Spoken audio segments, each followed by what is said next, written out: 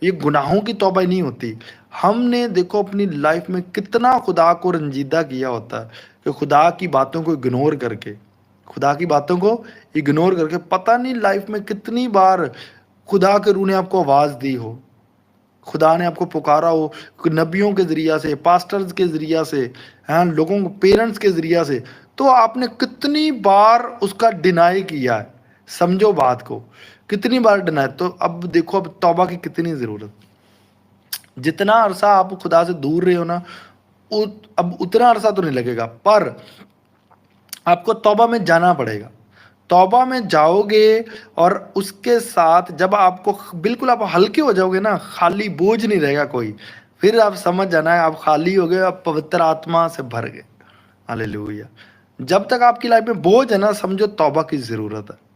توبہ کی ضرورت ہے. جب تک الزام ہے، توبہ کی ضرورت ہے.